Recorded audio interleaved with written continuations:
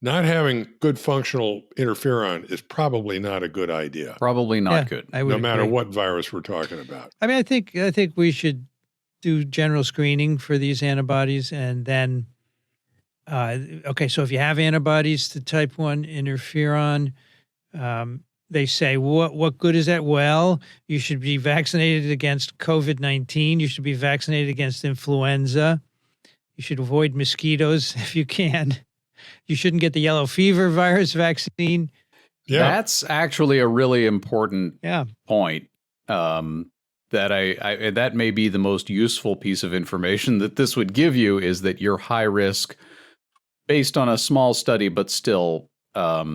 you know, the results in that are pretty dramatic. 3 out of 8 people had bad reactions to the yellow fever vaccine. If you've got these interferon 1 antibodies, you probably shouldn't get that shot.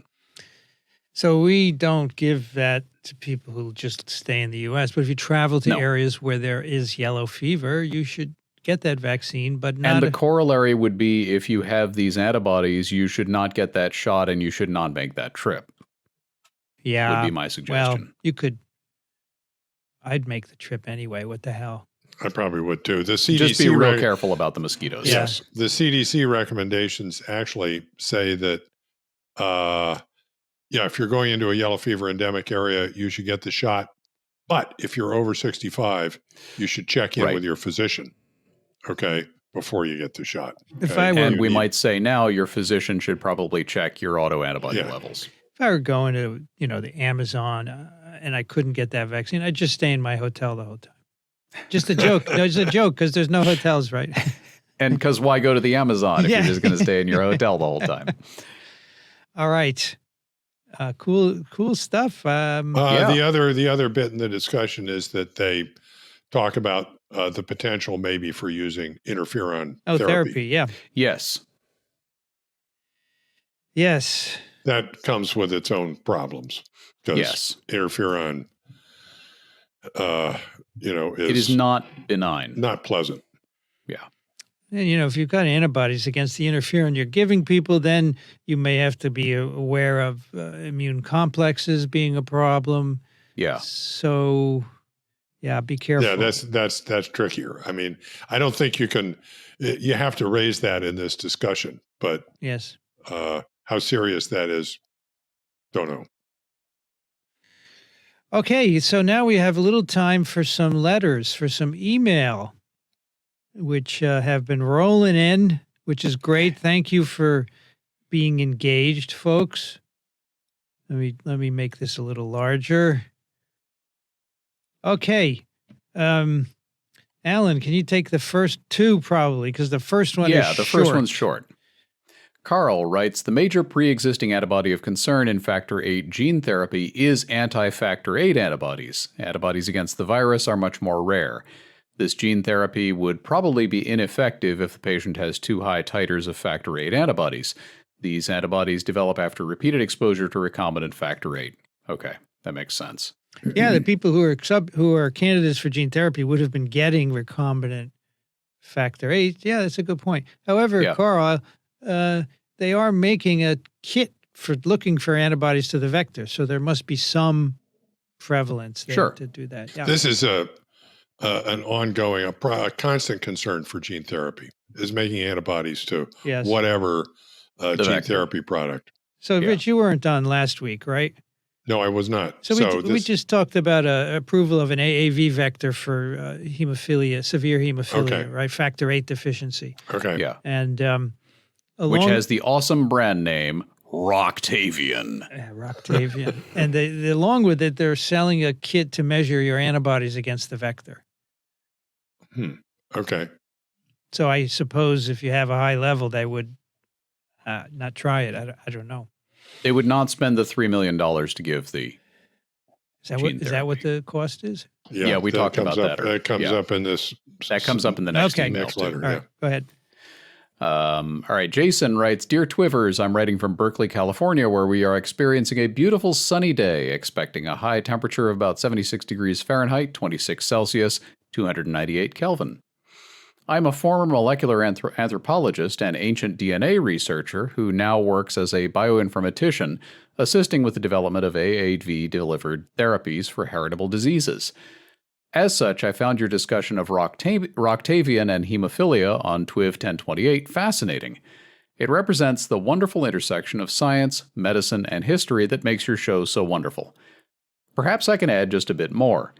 You mentioned the projected price of the gene therapy, which is quite expensive at $3 million to treat a single patient. Current protocols for treating the disease with a replacement factor VIII, either from plasma or recombinant, can run nearly $1 million annually and require regular transfusions, sometimes multiple times a week, depending on the severity. If the gene therapy remains durable and indications from the trials show that this may be the case, gene therapy may represent real cost savings in addition to a substantial improvement in patient quality of life from a single administration. By the way, I'm old enough to have grown up watching The $6 Million Man. Yeah. Anyway, I do have one correction. In response to Dixon's question, Brianne said this is the hemophilia that affected the czars. Did she say it was or wasn't? Anyway, that is not the case. The so-called royal disease that was observed in descendants of Queen Victoria of England was a different form of hemophilia, hemophilia B. Hemophilia B is caused by a defect in factor IX. It, too, is located on the long arm of the X chromosome and, as such, follows the same pattern of inheritance as hemophilia A, but is less prevalent and typically, although not always, less severe. We know this because of the genetic analysis of the remains of Alexei Romanov, son of Tsar Nicholas II and great-grandson of Queen Victoria. Alexei, like his parents, older sisters Olga, Tatiana, Maria, and Anastasia, were killed by Bolsheviks in 1918 following the Russian Revolution. Analyses of DNA recovered from his remains found a SNP, a single nucleotide polymorphism, that resulted in an incorrect splicing of the factor IX gene. No changes associated with defects in factor VIII were found. Alas, Roctavian would not have helped Queen Victoria's afflicted kin. And Jason adds, I am not employed, nor have I worked for BioMarin, the manufacturers of the treatment, nor was I involved in any way in its development. Thank you. So that's a pretty cool ancient DNA result. Yeah. Yes. It's very cool. Is that yeah, ancient? 1918 is ancient.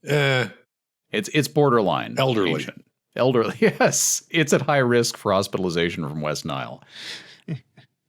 Rich, take the next one. Tumas writes, Vincent and colleagues, hi. I have followed TWiV for several years and have your discussion with Daniel Griffin in my earphones every Monday during my early morning run. When time permits, I also try to listen to your weekly science-oriented episode. Last week, I listened to your debunking of the Joe Rogan podcast episode featuring RFK. Great job. However, I missed a discussion of the ethical aspects. As a public health physician and epidemiologist, I have been looking into this topic during the COVID-19 pandemic. Maybe it is due to my information science background, but I find that mis- and disinformation are amongst the worst threats to public health today. To manage this threat, strong frameworks from professional ethics are needed in all institutional settings involved with public health. I enclosed a paper that I recently published with Jim Nice, senior medical anthropologist at Ball State U. And this is from Tumas Timka, MD, PhD, who's a professor of social medicine and public health. So I checked out this link earlier and I needed access. I needed permission to get at it. Oh, sorry about that. Well, this is a paper in Public Health called The Professional Ethics for Infectious Disease Control, Moral Conflict Management in Modern Public Health Practice. So the idea here is that despite, the fact that we know vaccines work, there have been social and moral controversies. And in the commentary, it is suggested how conflicts originating from moral normative imperatives can be managed in infectious disease control. So it is worth reading because we wrestle with this all the time, right? So I will fix the link, and I'll put the link in the show notes so everyone can get the PDF. Good. Yeah, I'd like to have a look at that. Because I think this needs to be read by multiple people. Let me see if it's behind a paywall. Let me just click on Yeah, this. we gripe about mis and disinformation all the time, but don't have many solutions. So it is not paywalled. Excellent. So I have here the. Oh, you can just put the direct link. Let me put the direct link. You know, for some reason I assumed it was paywalled, but here you are. Direct link. Science Direct. Thank you, Tomas. Appreciate it. All right, Michelle writes, thank you for the RFK Jr. episode. I trusted you all to lay out accurately the basis for RFK's opposition to vaccines and to answer his arguments such as they are answerable. In my opinion, debate is not the forum for testing scientific conclusions. The scientific method, experimentation, is. Debates can test logic, but not data and the reading of data. There is no way around it. Scientific theories must be tested and challenged by knowledgeable scientists. By the way, we accept expertise in many fields. I would not choose to fly in a plane built by a lawyer who had won a debate with an aerospace engineer in which the lawyer had, quote, proven, unquote, that there is no such thing as lift. I contribute every month to Parasites Without Borders because of you all. Thank you for educating us non-specialists, non-scientists about viruses. You guys must have read the email that was in the queue from last week that I've quoted several times about debating. In the case, it was a creationist, but it could be anybody. Yeah. Anybody who's kind of off the rails. All right. It's like playing chess with a pigeon. Yep. Yes. Yep. Kathy I love that. read it as an Easter egg, actually. So she, okay. After the episode was over, she said, "Oh, I have to read this," and she read it, and I stuck it in as an Easter egg. Yeah, just wonderful. All right, let's go back to Alan. Sure. Suzanne writes, hi. Cell biologist Tyson Graber posts Ottawa's wastewater testing results on Twitter. He always has a follow-up tweet that says, it's not a tweet anymore, by the way, is it? It's an X or something? Who knows? Really? It's not a tweet? Yeah. And I can't access tweets anymore. I'm not on Twitter, and so if I click on a link to a tweet, it says, sign up for X. Oh, Twitter is now X. Twitter is being X, yeah. rebranded as X. Yeah. Just Elon Musk. Whatever. Anyway, cell biologist Tyson Graber posts Ottawa's wastewater testing results, and then a follow-up tweet that says, average of N1 and N2 SARS-CoV-2 genetic markers normalized to pepper-mild mottle virus as a fecal strength indicator. I tried to look up information on this, but couldn't find a layperson explanation. Anyone at TWiV would like to explain what it means? I would love to explain what it means. Pepper-mottled mosaic virus.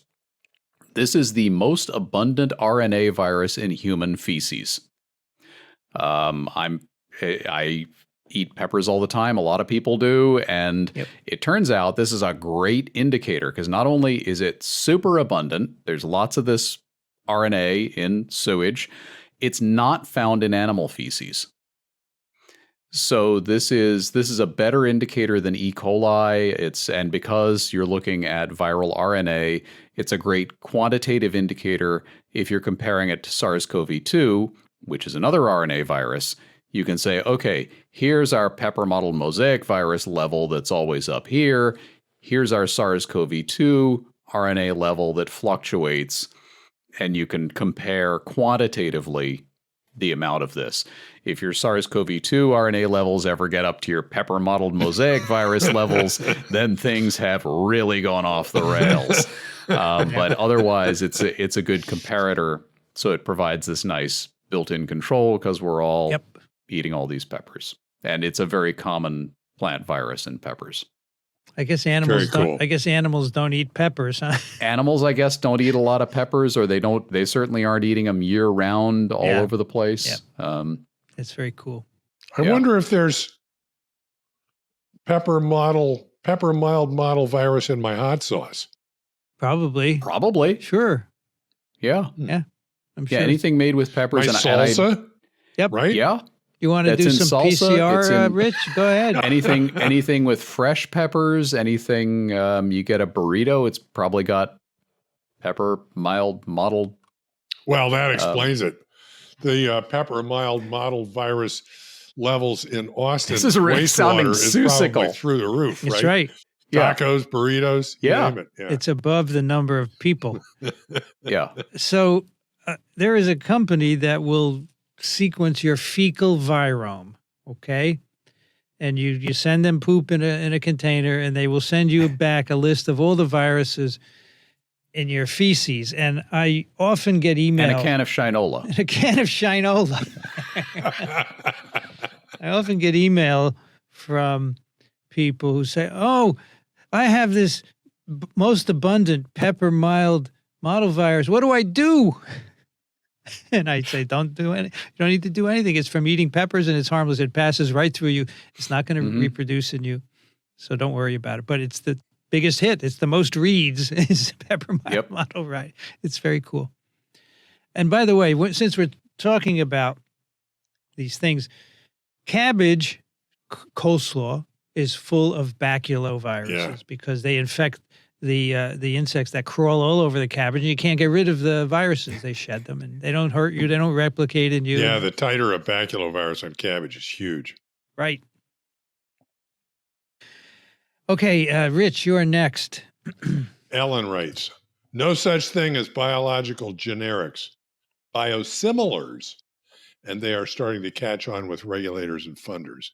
People who know, I'm a lowly marketeer, in any case will tell you that no biological product is the same as the one originally submitted for regulatory approval. Thank you for keeping me sane throughout the worst of COVID and for helping me answer some of the irritating questions people keep asking, or at least pushing them in the right direction. Yeah, sorry if I used the term biological generics. The correct term is biosimilars as used by the FDA. Oh, is that right? No more generics. And it's for the reasons I explained on the episode. It's not the same as generics, because if you have a generic chemical, you can say, same chemical, it's got to be the same drug. And then you do a brief set of experiments and you got your generic on the market. With a biological, as everybody who's worked in a lab knows, the HeLa cells in one lab are not the same as the HeLa cells in another lab, and the biologic product that you've produced from a hybridoma, the monoclonal antibody that you produced in one factory, is never going to be identical to the monoclonal antibody you produced in another factory, no matter how much effort you put into it. So you got to do a whole big thing, and then it's a biosimilar. Okay. All right. April writes, hi, TWiVers. It's 74F, predicted high of 90F, and there is a red flag warning today. I'm praying there are no new fires. I love your picks, but I can't read some of them. Out of the 3 last epitopes with picks, there are 3 articles behind a paywall. Many of us don't have subscriptions to the New York Times, the Atlantic, the Washington Post, etc. I know they have fabulous writers, but I feel left out. Well, that's problematic. Yeah, so I put it here to discuss it a bit and see what we can do. So there's one approach, which is if you discuss it a lot, you give people the essence of it, right? Yeah. But I don't think we should shy away from picks. I think you gotta do those. But we probably ought to be aware of which ones are behind a paywall. Yeah. And bear in mind when you're doing that you need to have a more in-depth discussion of what it actually says for the benefit of people who can't access it. All right, let me take the next one since it deals with polio. Jeff writes, you keep coming so very close to answering what I suspect is a compound question many listeners have, but never quite getting the ball through the goalposts, or choose any other metaphor you like. Latest morbidity and mortality weekly report on circulating vaccine-derived poliovirus outbreaks. This was in April 2023. Update on vaccine-derived polio outbreaks worldwide. Leads me to try it once again, restating what was asked by Volker in Bavaria and responded to by back in TWiV 993. According to your experts, OPV normally reverts during the course of the infection to produce infectious virus which is transmissible. To use bigger words, it's no longer neurovirulent, but somewhat replication competent. So the vaccine is no longer is not neurovirulent, right? But somewhat replication competent in the gut. And in the course of the infection, natural selection leads to a more replication competent and transmissible variant. I would just say more replication competent. I don't want to say we don't know if it's more transmissible. Yeah, we don't. On a recent TWiV, Vincent mentioned that the precise link between replication competence and neurovirulence is not known, but it seems reasonable to assume that transmission competence and neurovirulence are positively correlated. No, I wouldn't assume that. Since sterilizing immunity in the gut is presumably only achieved for a fairly brief period of time, correct, after administration of OPV, maybe not sterilizing, but really good, why does not a pool of revertant polio simply persist just as the wild-type virus would? Is it outcompeted by other viruses? Or is the assumption that vaccination is so widespread that there are insufficient uninfected hosts to support the virus until sterilizing immunity in the initial population has passed, especially since subsequent infections are likely asymptomatic and thus no transmission control measures are in place? It would seem the virus should persist indefinitely. There is some aspect of the kinetics of the virus that is obvious to experts, but that at least some of us just don't understand. Okay, so you take OPV, within a few days, the main mutations that make it a good vaccine revert because there's a strong selection for fitness in the gut. And those viruses are shed. They do not become widely circulating until they recombine with another enterovirus in someone's gut, and now they become circulating vaccine-derived viruses. Right? So on their own, they're not sufficiently competent to circulate. Yes, the ones that circulate are not Sabin-like. They are very different. They're recombinants with other enteroviruses, so that's why we call them circulating vaccine-derived polioviruses. But they're all polioviruses, right? They have a capsid region from poliovirus. So they only circulate after this recombination event has occurred. And presumably that gives them an advantage, a fitness advantage, which is why they circulate, right? So they probably they're higher fitness, they reproduce to higher levels, higher viral loads, and they transmit very well. And that's what we see circulating throughout Africa now, where a lot of immunization has occurred. We have both circulating vaccine-derived OPV, not OPV, it's no longer OPV. As soon as that reverts, it's no longer OPV, right? It's type 2 and new type 2, right? Because we have two now, the original OPV2 and the new OPV2, they're both circulating as recombinants throughout Africa. So if you immunized everybody in the world on the same day with OPV, you would eliminate polio because there would be no circulation because everyone's gut would be immune. Right, because you would get that short-term spike in gut immunity. It would be synchronized, and all of a sudden, no susceptible hosts would be around. Exactly. And so the question, if I understand the question correctly, what Jeff is really getting at is why don't these vaccine-derived polioviruses just circulate forever like the wild type? And the answer I would give is because we kind of do this sort of thing on a local level. When it's found to be circulating, WHO and local public health folks and a whole army of volunteers go in and do a big vaccination campaign and tamp down the number of, they don't get everybody, but they get a lot of people, and they tamp down the number of susceptible hosts, and they probably do some sanitation efforts. So there's a pause in transmissibility, and you can actually interrupt that with a rigorous intervention. Yeah, so Albert Sabin always said, when you do mass campaigns, you immunize everybody in a certain region, you can interrupt transmission. Yeah. The problem is now we're not doing that anymore. We're doing mop-ups. We see an outbreak in a little area, we go in and we just immunize that little area. We're not doing mass campaigns. And so there's still opportunities for the virus to circulate elsewhere. But my understanding is these circulating vaccine-derived polioviruses are all recombinants. Sabin-like viruses do not extensively circulate. And I guess that's because they're not fit enough Right. to do that. And the reason they don't they won't just circulate forever is because we can interrupt the circulation. Even with a mop-up campaign, you can stop the circulation there. The problem is that then when new kids are born and you go to immunize the kids who just came in, then you reinitiate this problem. Well, vaccine-derived PV2s have been circulating in Africa for years now because we have pockets of unimmunized people, right? Yeah. We don't get enough people immunized, and so there's always a susceptible. And this is a real problem, and the people who think we can eradicate are knocking their heads. How do we get rid of the... You can't.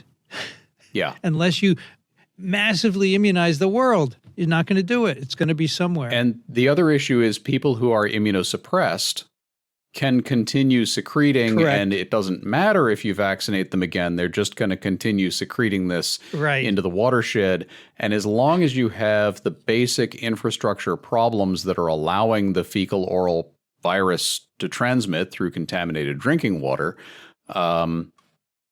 you're not going to stop that either. And then compounding it even further is that many countries are using inactivated polio vaccine, which does not immunize the gut, and therefore the virus, these vaccine-derived viruses can circulate.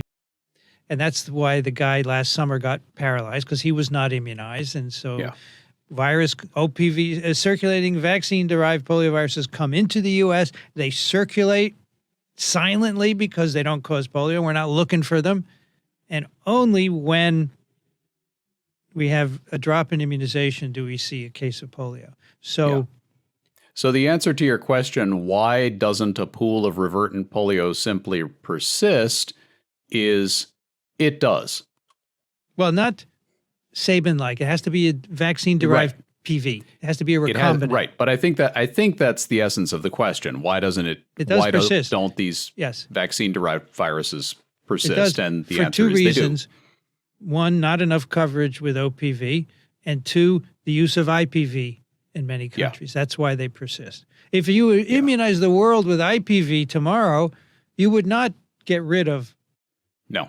polio viruses because your intestines would still be susceptible. Yeah. I need a clarification here. Yeah. I have it in my head that the revertants are more neurovirulent. This discussion is telling me that's not the case. They're simply more replication competent, and we clarify for me. Okay.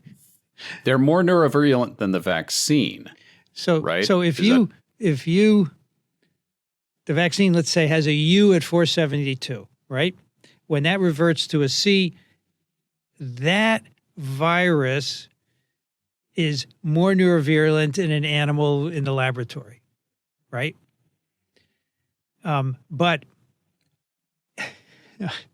it replicates better in the gut. Wait, hold on. So what about in people?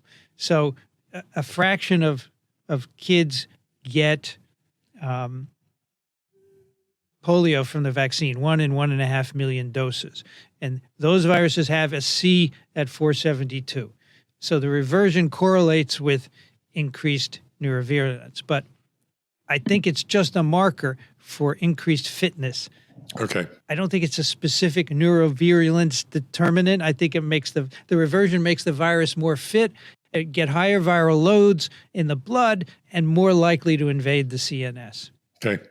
So Good. the vaccine-derived viruses that are circulating Right. are not as bad as wild-type poliovirus. Is that fair to say? No, actually, after a while, they are just as They eventually become just as neurovirulent. Yes.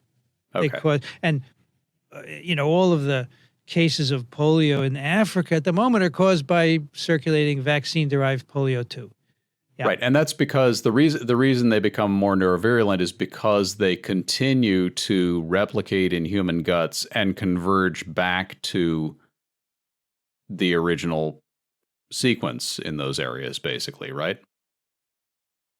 Well, They become more like wild they type. become more wild type like, but remember they're Yeah. all recombinants, so they have Yes, everything but these are Frankenviruses. everything Yeah. but the capsid is some other enterovirus. Yeah. So to say that it's drifting towards wild type is it's just in the capsid region, but you can have But changes. in terms of pathogenesis, which is what people care about, they drift toward a more wild type like pattern, right? They're as capable as wild type virus at causing paralysis. Yes. Yeah. I submit that Frankenvirus is a redundancy. Well, okay. That's good. I like that. So Jeff, just to end this, Jeff, P.S. In the spirit of counterpoint, Bob Heinlein noted many years ago that to some extent, young adult science fiction should not be overly explanatory. Readers should be allowed to chase after meanings like porpoises in the ocean. Occasionally, your discussions lapse into dense jargon and technical discussions.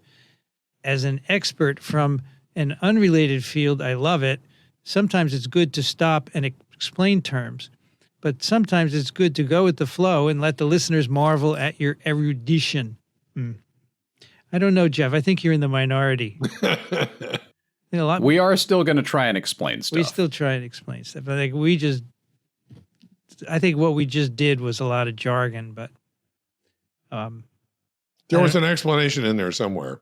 I think so. If it didn't make sense, ask another question. TWiV at microbe.tv. Okay. Picks of the week. Rich, what do you have for us? What do I have for you? Yes, I have a link. This Neva sent me this. Okay. It's a link to a YouTube video that is a Grand Rounds hosted by the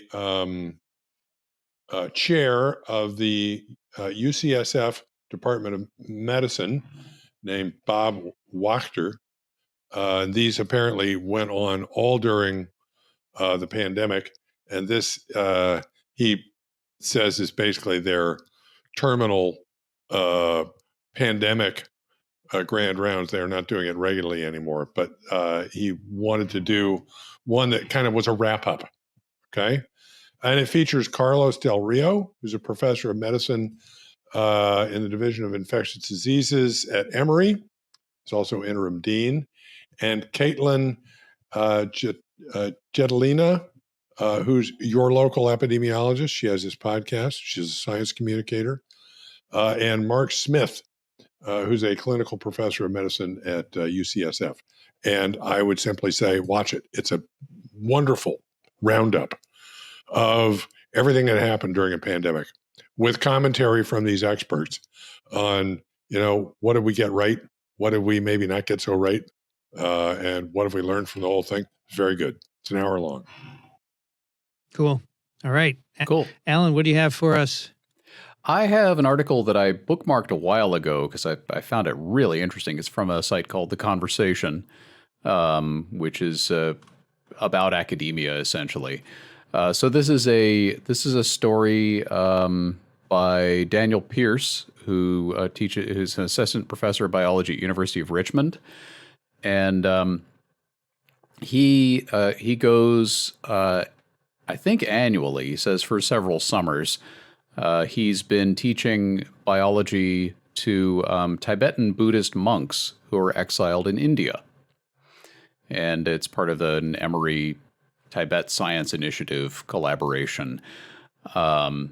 And this came out of discussions with the Dalai Lama, who was at Emory University talking to researchers in the 90s and talked about, the need for education. And now they've got professors going and teaching Buddhist monks who are exiled in India because they're not allowed to be in Tibet anymore. And so he goes and he you'd think, okay, that's nice. You go and lecture to a group of monks. But it turns out there are some challenges to this because as Tibetan Buddhists, they have a different view of some things that we take for granted in the West, like the concept of living. What is alive? And at least in Tibetan Buddhism, and I think this may be in other branches as well, there's an idea that animals, plants, and bacteria are alive. Animals and bacteria are alive, but plants are not.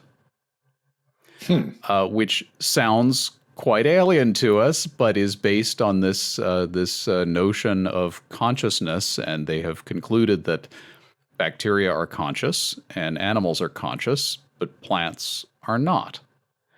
And he talks about what this means in terms of their worldview and their religion, and having a discussion about what is living and non-living, and why it's actually kind of a useful exercise, even when you're dealing with students who share this Western understanding that plants are living, to back up a minute and say, why are plants living?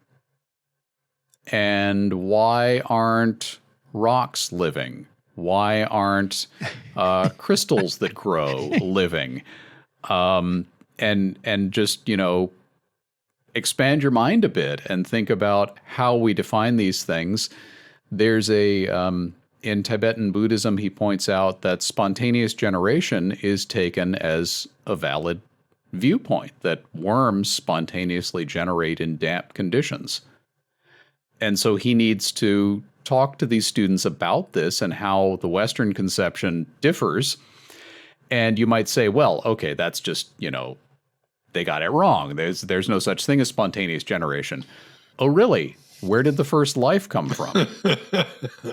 And so, yeah, they're wrong about the worms. The worms are not being created by damp conditions, and you can discuss that. But at some point, we do all endorse a view of spontaneous generation having occurred somewhere. So it's just a really interesting discussion, and he talks about how this kind of discussion and debate is actually integral to the religious practice for these monks. They're not just, oh, here's Tibetan Buddhism and, this is the orthodoxy and we just memorize it. They spend several hours a day debating and discussing all the concepts within their religion, and this is just part of their practice. And so they're open to talking about the scientific method and their concepts of living and having a deeper discussion about it. And it's just a really cool article that I think anybody who teaches science or explains science should think about. So if the discriminator, this is probably oversimplifying this, but if the discriminator between living and non-living is consciousness, and if bacteria are conscious, and I think that's an interesting concept. Okay. Yeah. Because there's a consciousness to me is a sort of a gradient. Okay. And it's another one of those things where you say, oh, bacteria aren't well, really? There are what I think of as sex in bacteria, right? There are male and female bacteria. They are attracted to each other and they exchange genetic material. Okay. And so, at some level, at some point, consciousness is biochemical. Okay. You could call that thing in coli just biochemistry, but where's the cutoff between that and what we call consciousness? But where I'm going with this just more complicated. Is that if bacteria are conscious, then I'm guessing plants are conscious too. Yes. Okay. And I think that's a discussion that probably takes place in this classroom when you introduce the concept of a cell, and at what point do you define that as life. And of course, here on TWiV, we've talked about viruses not being alive, and yet that's an interesting, non-obvious concept as well. I got to tell you, the bougainvillea that's growing up my wall outside is conscious. I'm sure of it. I don't know. I don't know what is conscious then. Exactly. Because that's, Yeah. the bacteria are responding to chemical gradients. But, when I'm a young guy and I see someone and I'm interested and I want to go, I don't know if that's a gradient. I'm responding to other cues, but in the end, it's cues, right? You're responding to cues of some kind. It's and biochemistry. Somewhere along the line It's is just biochemistry. more complicated in our case, I guess. That's right. But Yeah. Yep. And actually, the other thing is that this is a very reductionist conversation. Yes. You're going to reduce everything to biochemistry, and the Buddhists have a problem with that too. Yes. Okay, is being overly reductionist, and Yeah, so my but guess is that plays into this differentiation between plants and bacteria being conscious. It's all biochemistry. You know that. That's where I'm at. It's all biochemistry. Everything is biochemistry. That's right. Everything. And I have some discussions like this with my wife too, who's a psychiatrist, and she treats people for people's mental illnesses biochemically by giving pharmaceutical compounds, but in many cases, I'd say in most cases, we don't really know how these drugs work. And she, being a physician, takes a middle ground on the intuitive aspect of, well, I treated the patient with this compound. Well, what was the diagnosis? Right. For billing purposes, we have to come up with a diagnosis. But psychiatry is full of diagnoses that are not necessarily biochemically. I mean, it's not like, oh, the patient has a strep infection and therefore I'm treating with penicillin. Mm-hmm. It's like, well, they've got this and that, and it kind of fits with this or with that. And so she sometimes takes to saying they had a deficiency in that drug is what they had. That was the problem. Yeah. It's tough. I could not work. I could not work in that area. Yeah, no, it wouldn't be for me. The Dalai Lama is notable for he's essentially an amateur scientist and has been all along, and he's noteworthy for having said on a number of occasions or written that if the science proves or is in clear conflict with the religious doctrine, then the religious doctrine needs to be changed. Yeah. It's very good. Really interesting. And Carl Sagan actually wrote about that after a conversation with the Dalai Lama and having that exact insight. And he said the Dalai Lama then, I think what Sagan confronted him with was, what if science was able to prove that reincarnation does not happen, which is a core of the Tibetan Buddhist belief. And the Dalai Lama said, well, then Tibetan Buddhism would have to change. And then he said, but that would be pretty hard to disprove, wouldn't it? Which raised the important point that religions that are secure in their identity and open to scientific discussion really have nothing to fear from science because we're operating in a different area. Yeah. I mean, yeah, you may have to revisit your views about spontaneous generation, but that's probably not the core of your belief system. Hey, this is why the picks are good. You can get off your rails, right? You can. Yes. Yeah. I have two picks. One is a short song by Tom Lehrer called I Got It From Agnes, which is a great song. Basically Epidemiology 101. Just go listen to it. It's really short. I've heard a lot but of he never says what he got from Agnes.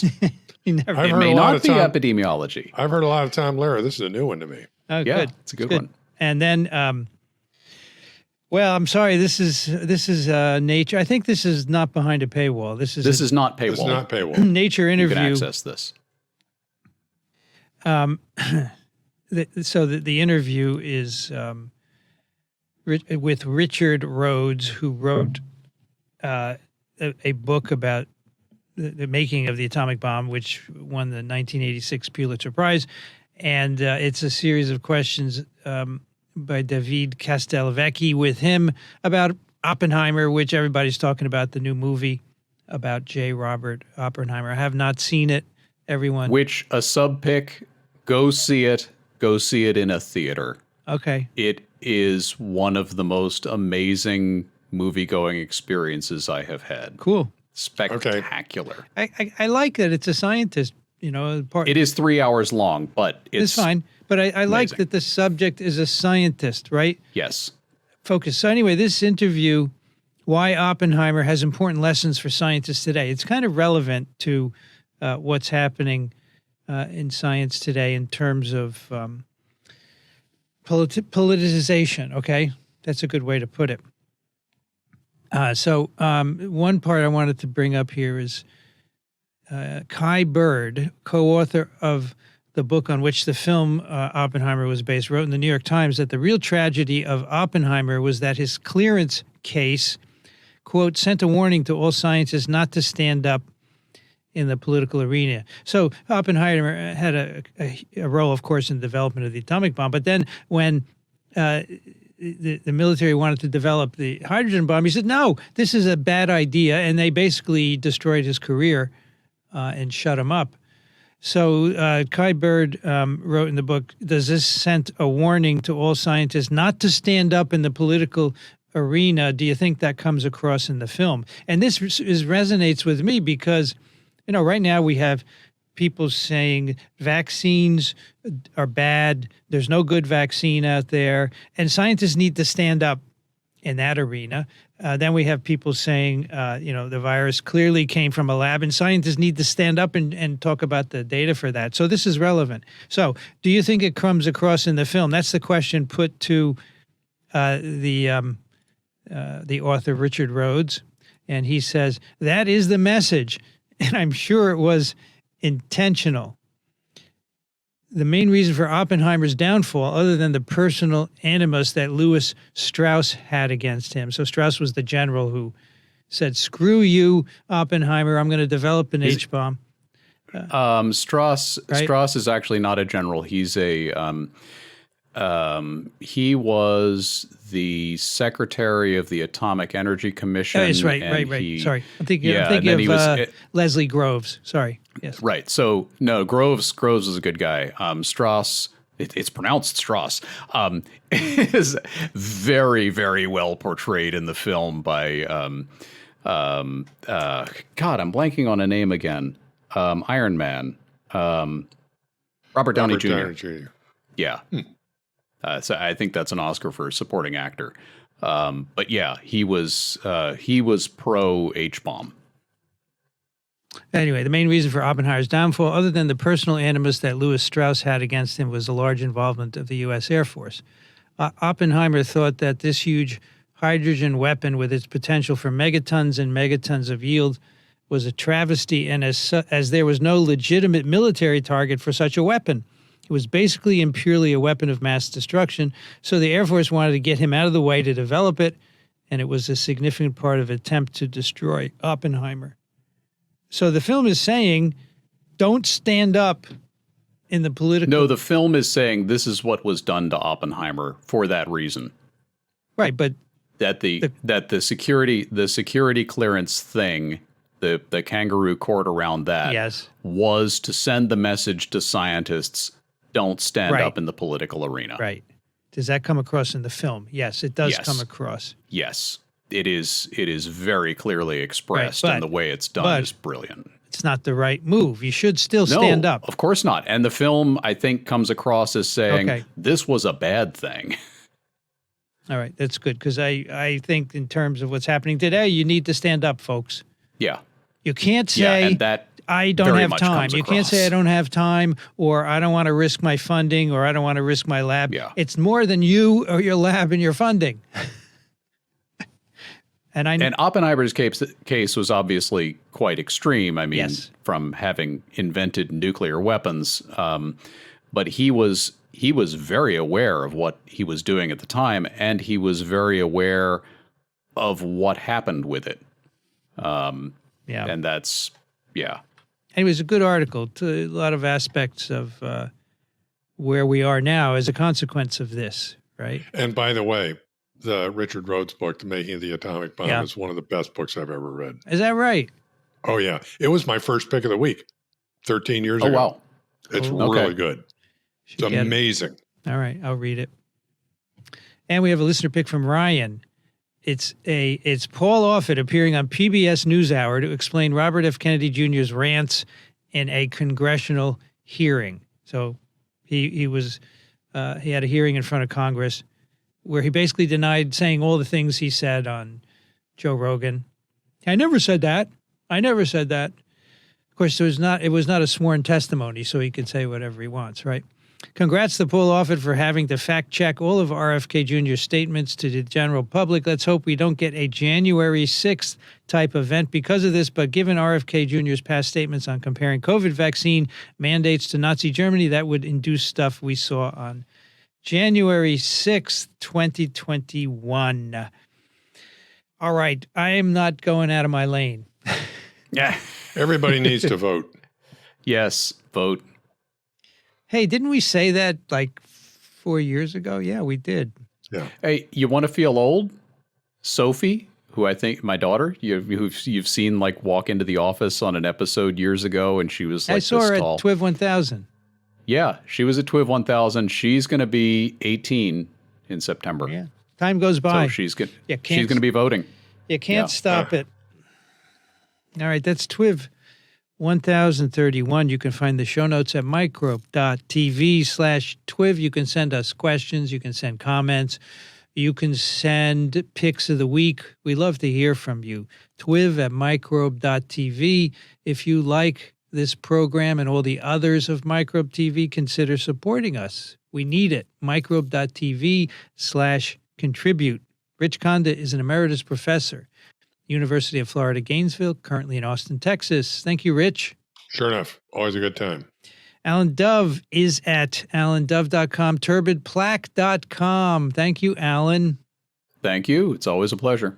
I'm Vincent Racaniello. You can find me at virology.ws. I'd like to thank the American Society for Virology and the American Society for Microbiology for their support of TWiV, Ronald Jenkins for the music, and Jolene for the timestamps.